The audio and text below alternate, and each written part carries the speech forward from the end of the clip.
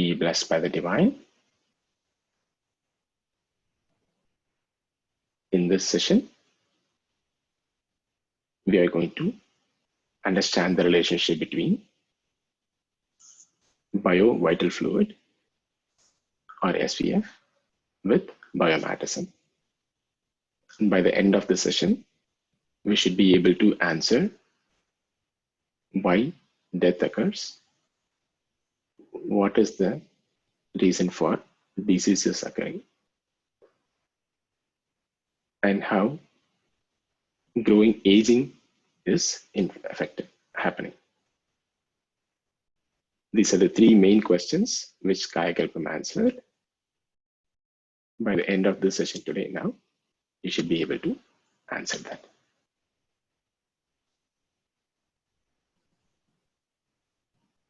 All right. So far we understood about body, mind, biomagnetism, and life force. We saw how all these four are related and how it is all related with biomagnetism. Now in this session, we're going to see where is this biomagnetism, where is this life force is getting stored. Karthik, actually, I didn't understand the difference between biomagnetism and life force. For me, both looks same. Okay. All right. So in the previous session, we saw for any activity, anything to be done, any work to be done, we need to spend energy. Okay. That energy, the exchange of that energy, that fuel is what we call as biomagnetism. Where did that fuel come from? It comes from the fundamental energy particles functioning within the body. As the fundamental energy particles function, spin, that along with the space around it forms a field. That field is what we call as magnetic field or biomagnetism. Okay. To compare this with the current analogy in an electric circuit, the flow of electrons, that force, the flow of electrons is current. Whenever the electrons are flowing, moving, around it, there will be a field. That field is magnetic field. Similarly, in the body, the flow of charged particles, the force carrying fully spinning particles, life force particles is flowing. Around it, there will be a field created. Around each particle, there will be a field. That is biomagnetic field. That combined together is the overall biomagnetism which is flowing in the body, which is what we see when we are keeping our palms closer together like this. Clear? Yeah, now I'm clear. Yeah. Awesome. All right. So where is this life force particles? So even in a circuit, if you don't have a battery, there is no current, right? What is the role of a battery in the circuit? The electrons, when it flows back, the battery increases its potential to move even faster. That push is given by the battery. If we have a stronger battery, we'll have a much higher potential for the electrons to move on. The same way, even in the body, where is that battery?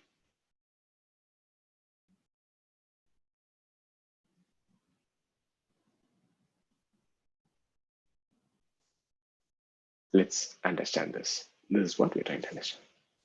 Okay. To better understand this, let's take an analogy. Let's say we have a tree with a lot of fruits in it. Okay. Where do you think a tree will store most of its energy? Or the density of energy storage should be, most will be there. Roots, maybe because that is what is getting all the water and supporting the tree. Maybe. Or the trunk, because that is the physical structure supporting the entire tree. The leaves could be, because that is where photosynthesis is happening. But I think it is storing the highest density of energy storage, the life energy storage in its fruits, because it is the fruits that helps in the tree to continue for the next generation. So let's say in the fruits, we have the seeds. If the fruit ripens, if any animal or wind forces of nature take it and put somewhere, from that place, and another tree will germinate. The seed will germinate. For the tree to germinate, seed to germinate, the fruits will be supporting it.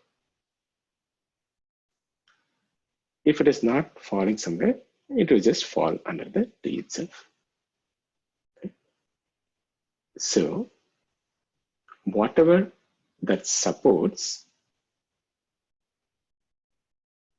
their life to continue for the next generation should be given maximum chance survival, right? So for the seed to germinate, we should support with maximum energy. That is where maximum energy should be contained. The same should be happening in us as well, right? This is an evolutionary formula. Whatever part that is going to sustain or continue the life for the next generation should be given the maximum probability of success. Hence, it was stored in the fruits, which is supporting the seeds, the reproductive cells. If we apply the same analogy within us, where do you think the highest density of or richest quality of life force particles should be there?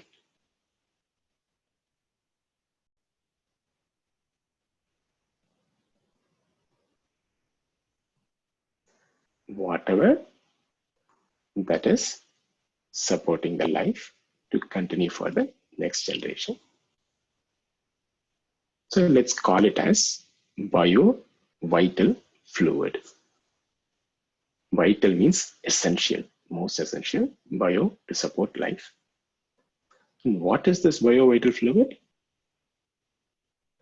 What the researchers say is that it is a combination of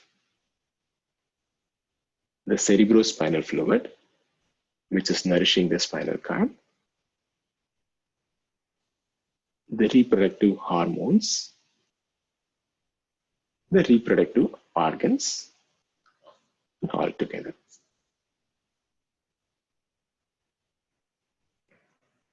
Now, at the time of procreation, or when a reproductive cell is formed,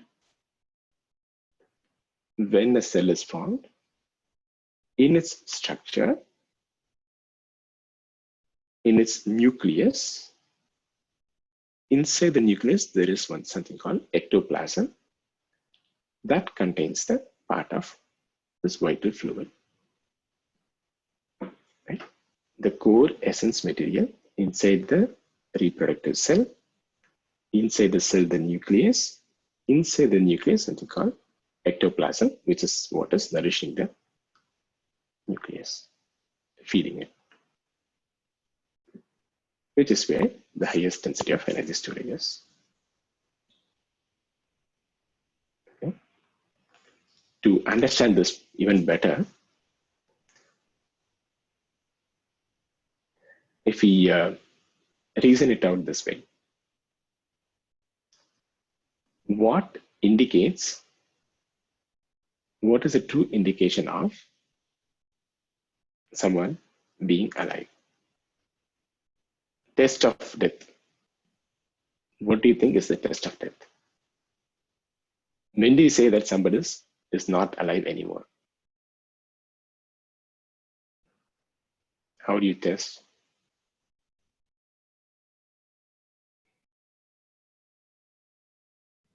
When there is no breath. When there's no breath, that's a good reasoning. But when you swim and go under the water, dive under the water, we can still hold the breath. Mm.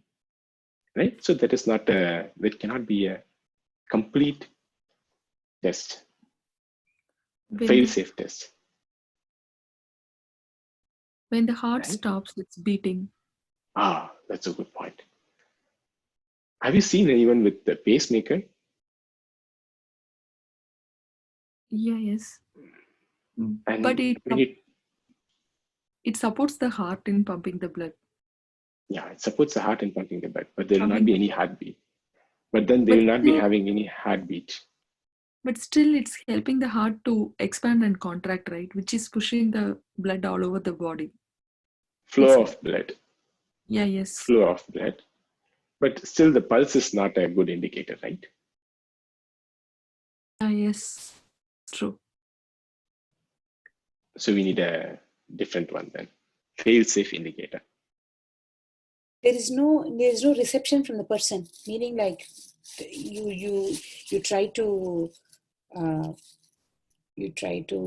No reaction. no reaction, absolutely, yeah, no reaction. What about people who are in coma?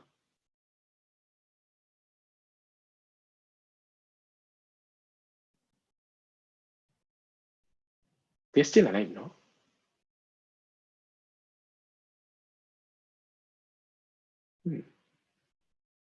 Or when the life forces exit our body. How do we know that life forces exit out of the body? Could be. It should be related with the life force. Yeah. But how do we know that there is exit out of the body? They might not have the sense of pleasure or pain.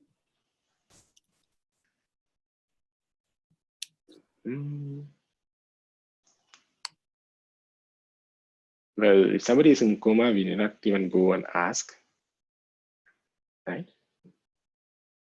That for from outside to test someone is still alive or not, that doesn't seems like a conclusive evidence, no? Hello, hello, do you have still pleasure or pain? We cannot do that test, isn't it?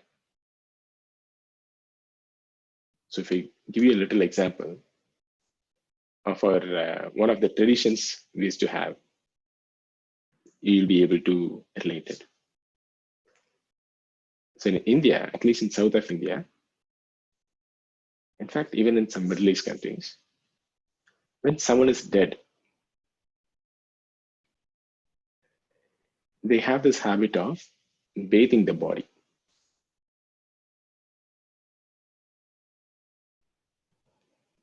You don't care about this person, what happened and what they did 2 days back, 3 days back, or even today.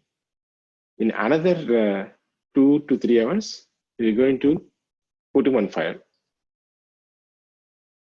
Now, why do we care that this body is taken bath?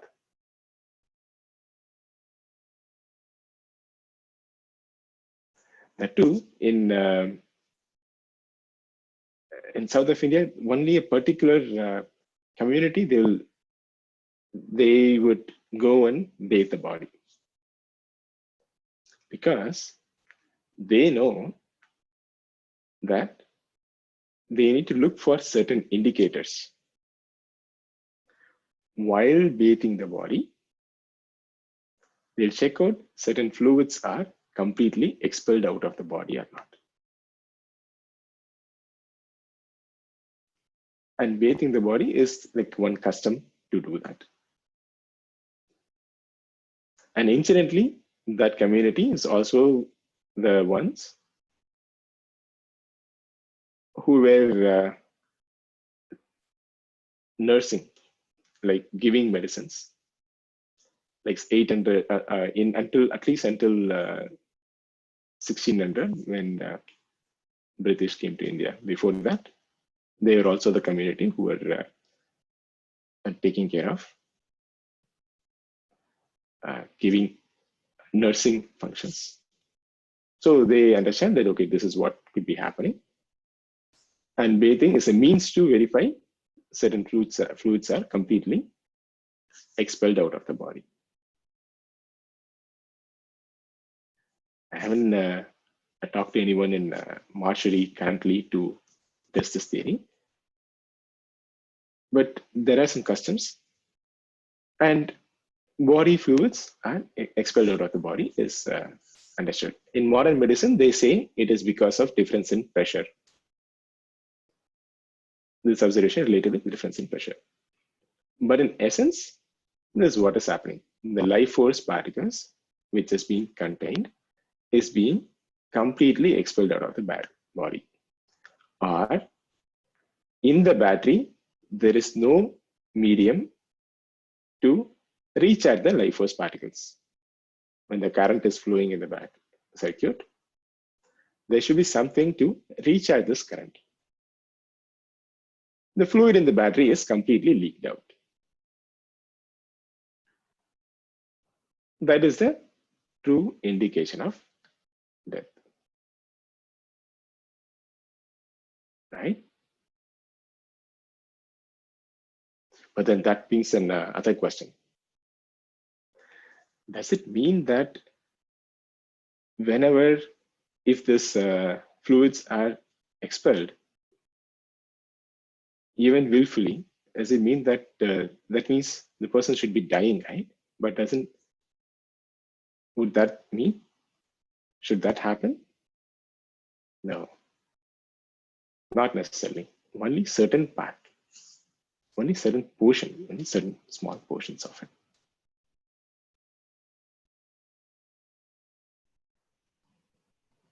Right? Now, so we were able to, now we saw the life force particles flowing in the body and how that is related with the vital fluids in the body, and the role of vital fluids in raising the or recharging the force of life force particles flowing in the body. Hence, the biomagnetism, which is coming from the life force particles, will also be stronger.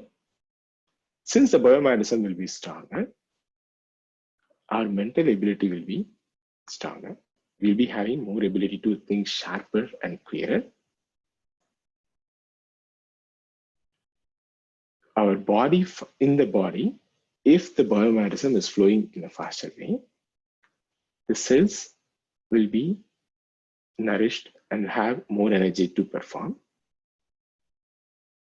We know that blockage of that flow of biomagnetism is what is resulting in pain, eventually disease. When that is blocked too much, that is also resulting in death. So it all boils down to the vital fluid. You need to find a way to make sure these vital fluids are well maintained, or it has sufficient capability to charge enough of the life force particles, right? Now, nature always leaves us some traces. Let's go back to our tree analogy. If the fruit is not falling somewhere and becoming another plant, it just falls under its shade. Whatever fruits just falling there gets decomposed, and this excess energy, which did not resulted in another life form, they got decomposed and absorbed back into the tree. Right? The excess energy is got recycled back into the tree, isn't it? This is how nature works. Now, taking the same thing, leaf out, understanding this very essential fundamental truth, how this energy is stored within.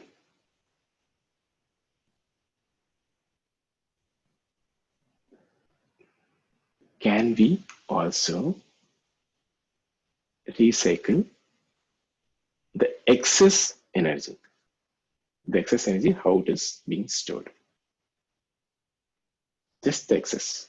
Whatever is not becoming another life form, let that reabsorb back into the bodily functions and help us become better to do all our responsibilities and be more mentally sharp and clear in doing our activities. There should be some way to do that, right? And that technique is what is Kayakalpa.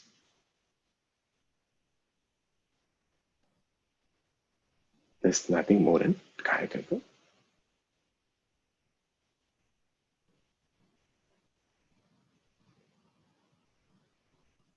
So, do you want to know how to recycle that excess energy?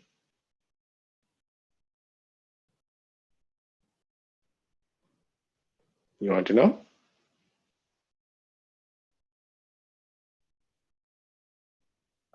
Yes, Karthik. And also, just going back, just quick question. You said the way you find out a person is dead is, I mean, not by the pulse and not by the breathing, but just to clarify. So, and then you were talking about the body fluids, which are, excreted from the body. So, what is the exact means by how you find out the person is dead? No? Okay, the reproductive fluids, they say it is the Vindinada Sakti.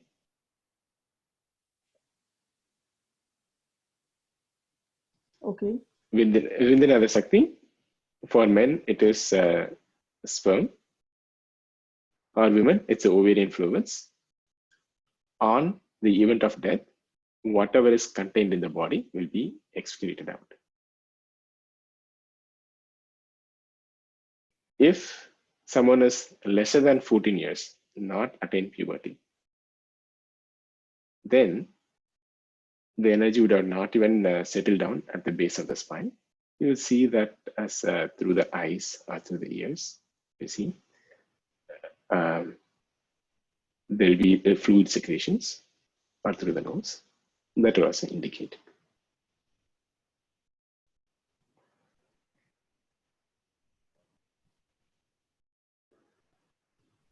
I'm sorry, can you repeat that? Like, so when you're less than 14 years old? if someone less than 14 years old is dead, then see the energy center, the most energy, they would have not attained puberty yet. So in their case, those case, it might have secreted out from nasal fluids or through ears or eyes, so that you would have seen other body secretions would have it would expelled out in the event of a natural death, or not because of any wound. Okay. Okay, thank you. Hard to digest, not able to correlate.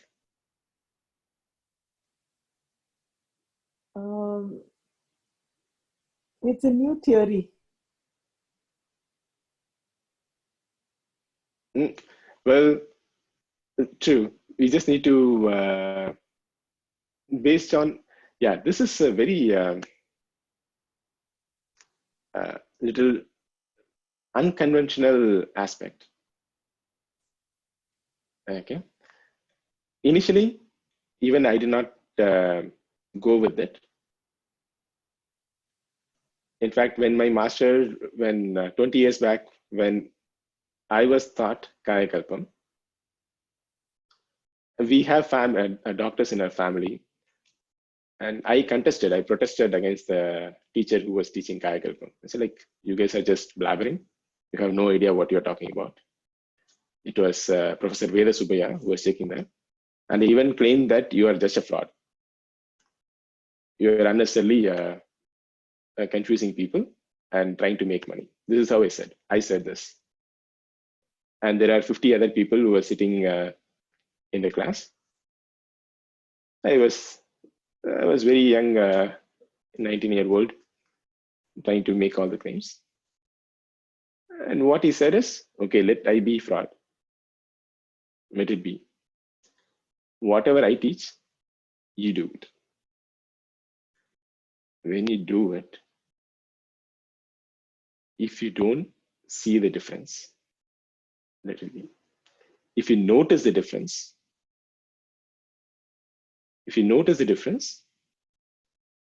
then you make the claim. Without even you knowing what is this and what is practicing, you cannot make a claim on here. You practice. If you're able to verify and validate, then you agree. If not, let's not go with it. That's a kind of a gentleman's agreement we had with me. And in fact, for the next 1 to 1.5 years, I was trying to disprove him that it doesn't work out by practicing. To my surprise, it is working. That's how I became a teacher now. Right? So to make it to work, you need to have this realization why you are doing it and why this is making a difference. Unless we have that understanding, we will not be able to do it perfectly.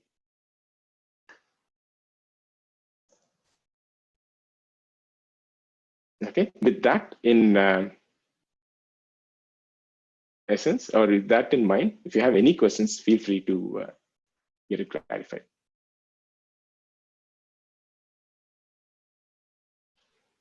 If you're concerned, I can even stop the recording.